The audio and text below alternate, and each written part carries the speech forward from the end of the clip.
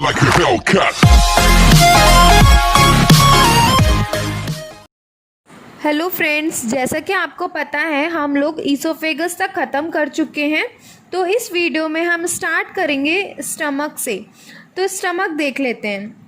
जो फूड हमने खाया था वो बोलस बन गया था, फिर वो ईसोफेगस के थ्रू नीचे आ गया पेरिस्टालसिस मूवमेंट के थ्रू। अब खाना हमारा ईसोफेगस से स्टमक में जाएगा तो क्या होता है, इनके बीच में एक वॉल प्रेजेंट होती है या आप उसे एक ढक्कन भी बोल सकते हैं।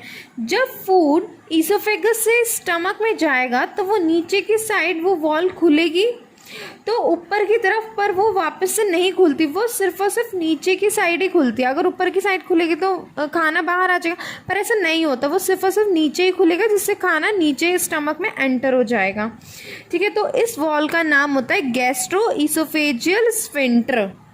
अब देखो, ये जो स्फिंक्टर है ये आपका ईसोफेगस के बाद जब फूड स्टमक में जा रहा है तो वहीं लगा हुआ है, यानी स्टार्टिंग में लगा हुआ है स्टमक के। तो अब जब स्टार्टिंग में लगा हुआ है स्टमक के तो एक एंड में भी लगा हुआ होगा। जो एंड में लगा हुआ होता है उसका नाम होता है पायलोरिक स्फिंक्टर। ये एक तो हो गया स्टार्टिंग में स्टमक के, और एक होता है लास्ट में। तो यानी दो स्फिंक्टर हमारे स्टमक में प्रेजेंट है, जैसे कि आपको इस डायग्राम में भी दिख रहा है। अब हम स्टमक के पार्ट्स देखते हैं, वो कौन कौन से हैं। ये जो अब आपको इमेज दिख रही है ये स्टमक है। जो हमारा स्टमक होता है वो जे शेप का होता है।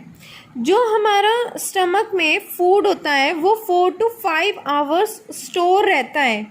इतनी देर तक उसमें चर्निंग मूवमेंट्स वगैरह चलती रहती हैं। ठीक है, तो ये जो स्टमक के जो पार्ट्स देख लेते हैं आप। सबसे पहले जो स्टमक का पार्ट होता है वो सबसे पहला पार्ट जो होता है वो होता है कार्डिया।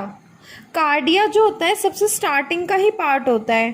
फिर ये जो कर्व वाला पार्ट है इसे बोलते हैं फंडस।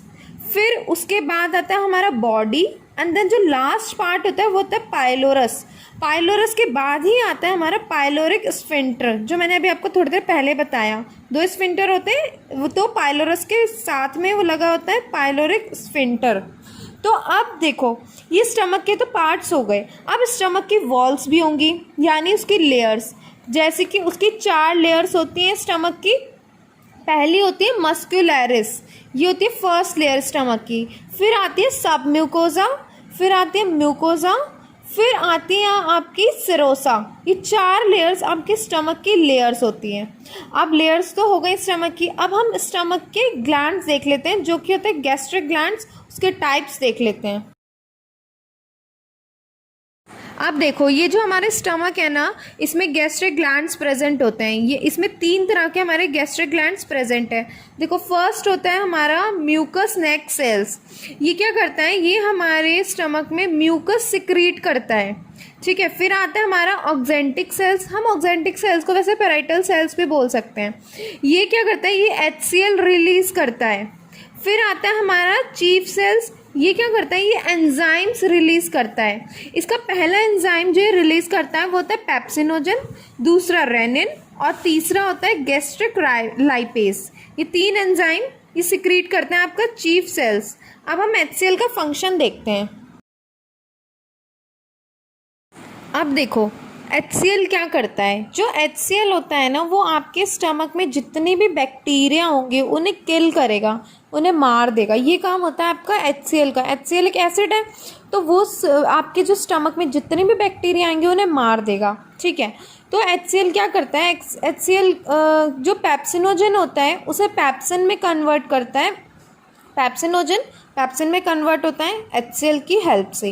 देन क्या होता है, आपका जो प्रोटीन्स होता है, प्रोटीन्स पे आपका वर्क करता है पेप्सिन, जो कि प्रोटीजेस और पेप्टोन्स में उसे कन्वर्ट कर देगा। ठीक है, पेप्सिनोजन पे वर्क किया HCl ने, और प्रोटीन्स पे वर्क करता है पेप्सिन। अब हम ऐसे ही गैस्ट्रिक लाइपेज पे भी कुछ वर्क करता होगा, तो हम गैस्ट्रिक लाइपेज देखते हैं। ये जो आपका गैस्ट्रिक लाइपेज है ना, ये लिपिड्स का ब्रेक डाउन करता है। क्या करेगा, लिपिड्स को कन्वर्ट करेगा डाइग्लिसराइड्स प्लस फैटी एसिड्स। ठीक है, लिपिड्स पे वर्क करेगा गैस्ट्रिक लाइपेज, जो कि इसे 2 उसमें कन्वर्ट कर देगा, पहला डाइग्लिसराइड, दूसरा फैटी एसिड्स। अब रेनिन देखते हैं। अब देखो ये जो आपका रेनिन है ना, ये सिर्फ और सिर्फ ना छोटे बच्चों में प्रेजेंट होता है। ये जो एंजाइम है ये कैसीन का ब्रेक डाउन करता है बच्चों में। ये जो कैसीन है ये एक मिल्क प्रोटीन होता है, ठीक है। ये कैसीन जो होता है ये पैराकैसिनेट पे में कन्वर्ट हो जाता है, इसके ऊपर वर्क करता है रेनिन। रेनिन ने कैसीन को कन्वर्ट किया पैराकैसिन में, फिर जो पैराकैसिन होता है उस पर पेप्सिन वर्क करेगा और उसे कन्वर्ट कर देगा पेप्टोन्स में। ये सिर्फ और सिर्फ बच्चों में ही प्रेजेंट होंगे और एडल्ट्स में ये प्रेजेंट नहीं होता। अब हम लीवर और पेनक्रियास देखते हैं, उसकी डक्ट भी देखते हैं। अब देखते हैं हमारा लीवर और पेनक्रियास। हमारा जो लीवर होता है वो डायफ्राम के नीचे प्रेजेंट होता है। लीवर एक बायलॉब्ड स्ट्रक्चर होता है, मतलब उसमें कि 2 लोब्स प्रेजेंट होती है। लीवर का जो मेजर सिक्रीशन होता है ना वो बाइल होता है। देखो इस लीवर में से डक्ट बाहर निकल रही है, एक तो राइट वाली में से निकल रही है और दूसरी निकल रही है लेफ्ट वाले में से। तो जो राइट वाले में से निकल रही है उसे बोलेंगे राइट हिपैटिक डक्ट, और जो लेफ्ट वाले में से निकल रही है उसे बोलेंगे लेफ्ट हिपैटिक डक्ट। और दोनों मिलके एक डक्ट बनाती है, कंबाइन होके, उसे बोलते हैं कॉमन हिपैटिक डक्ट। ये जो डक्ट है ये बाइल जूस लेके जाती है गॉल ब्लैडर में, और वहां जाके बाइल जूस स्टोर हो जाता है। गॉल ब्लैडर की जो डक्ट को हम बोलते हैं सिस्टिक डक्ट। अब देखो एक ऊपर से लीवर से डक्ट आ रही है हिपैटिक डक्ट, और गॉल ब्लैडर से डक्ट आ रही है सिस्टिक डक्ट। तो हम इन दोनों डक्ट को मिला के बोलेंगे कॉमन बाइल डक्ट। तो अब जो ये डक्ट है ये एंटर होगी पेनक्रियाज में। अब जो पेनक्रियाज की डक्ट है वो है उसे बोलते हैं पेनक्रियाटिक डक्ट। अब देखो ये जो पेनक्रियाज है ना ये सिक्रीट करता है पेनक्रियाटिक जूस। अब हम इस पेनक्रियाज की सिक्रीशंस देखते हैं कि वो क्या क्या सिक्रीट करता है। अब देखो ये जो आपका पेनक्रियाज है ना ये 3 चीज़ें सिक्रीट करता है। First proteases, then pancreatic amylase, then pancreatic lipase. तो हम सबसे पहले स्टार्ट करेंगे प्रोटीएजेस से कि वो क्या सिक्रीशन होता है। अब देखो जैसे मैंने आपको बताया कि जो हमारा पेनक्रियाज होता है वो 3 सिक्रीशन करता है, प्रोटीएजेस, पेनक्रियाटिक अमाइलेज और पेनक्रियाटिक लाइपेज। तो अब हम इसमें सबसे पहले देखेंगे प्रोटीएजेस। अब प्रोटीएजेस क्या होता है? प्रोटीएजेस जो होता है वो प्रोटीन का ब्रेक डाउन करता है, नाम से ही पता चलता है प्रोटीएजेस यानी प्रोटीन का ब्रेक डाउन करता है।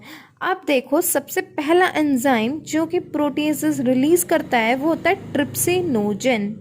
फर्स्ट एंजाइम ट्रिप्सिनोजन, ठीक है।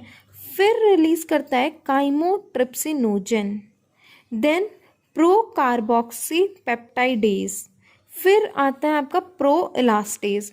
अब इनकी रिएक्शन क्या होगी हम वो देखेंगे। वैसे ये जो चारों एंजाइम है ना ये इनएक्टिवेट एंजाइम होते हैं, मतलब ये एक्टिवेट फॉर्म में नहीं रहते, पर ये जब कन्वर्ट होने के बाद एक्टिव ज़रूर हो जाते हैं। अब हम इनका कन्वर्जन देखते हैं। अब देखो ये जो आपका एंजाइम है ट्रिप्सिनोजन ये कन्वर्ट हुआ है ट्रिप्सिन में। ये जो ट्रिप्सिनोजन है ये एक इनएक्टिवेट फॉर्म है, यानी ये इनएक्टिव है, पर जो ट्रिप्सिन है वो एक्टिव है, यानी इनएक्टिव फॉर्म कन्वर्ट हुई आपकी एक्टिव में। और इसके ऊपर एंजाइम काम करता है एंटेरोकाइनेज। ट्रिप्सिनोजन को कन्वर्ट हुआ ट्रिप्सिन में, वर्क किया इस पे एंटेरोकाइनेज ने। अब हम अपना दूसरा एंजाइम देखते हैं। अब देखो हमने देखा कि हमारा ट्रिप्सिन तो बन गया। अब जो ट्रिप्सिन होगा वो वर्क करेगा आपका काइमोट्रिप्सिनोजन पे। अब जब ये काइमोट्रिप्सिनोजन पे वर्क करेगा तो ये बनाएगा काइमोट्रिप्सिन। तो जो काइमोट्रिप्सिनोजन है वो है इनएक्टिवेट फॉर्म, पर जो काइमोट्रिप्सिन है वो है एक्टिव फॉर्म, यानी इनएक्टिव फॉर्म कन्वर्ट हो जाती है आपकी एक्टिव फॉर्म में। अब देखो जो आपका ट्रिप्सिन बना हुआ है वही ट्रिप्सिन यहाँ पे भी वर्क करेगा, यानी प्रो कार्बोक्सी पेप्टाइडेज पे आपका ट्रिप्सिन वर्क करेगा और इसे कन्वर्ट करेगा कार्बोक्सी पेप्टाइडेज में। जो प्रो कार्बोक्सी पेप्टाइडेज है वो भी इनएक्टिव फॉर्म है, फिर वो कन्वर्ट हो जाएगी एक्टिव फॉर्म में।